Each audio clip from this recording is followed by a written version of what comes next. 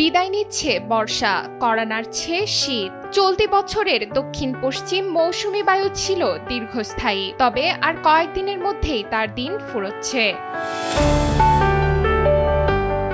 বাংলাদেশ আবহাওয়া অধিদপ্তরের ৩ মাসের দীর্ঘমেয়াদী পূর্বাভাস বলছে, বর্ষার পরও থেমে থাকছে না বৃষ্টি। আগামী ৩ মাসেও স্বাভাবিকের চেয়ে কিছুটা বেশি বৃষ্টিপাত হতে পারে। বঙ্গোপসাগরে সৃষ্টি হতে পারে ৩ থেকে ৬টি লঘুচাপ, যার মধ্যে ১২টি পরিণত হতে পারে ঘূর্ণিঝড়ে। চলতি বছরে বর্ষা যেন খুঁটি গেড়ে বসেছে, আর এই কারণেই শীতের প্রভাব এবার হতে পারে তীব্র, এমনটাই বলছে পূর্বাভাস। অক্টোবরের প্রথমার্ধে বিদায় নেবে বর্ষা। এই সময় ৩ থেকে ৬ দিন মাঝারি থেকে তীব্র বজ্রবৃষ্টি এবং ৪ থেকে ৮ দিন হালকা থেকে মাঝারি বজ্রঝড় হতে পারে।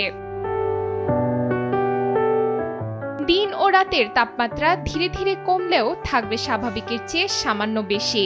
নভেম্বরের শেষ থেকে নদ নদী অববাহিকায় কুয়াশার চাদরে ঢেকে যাবে সকালবেলা।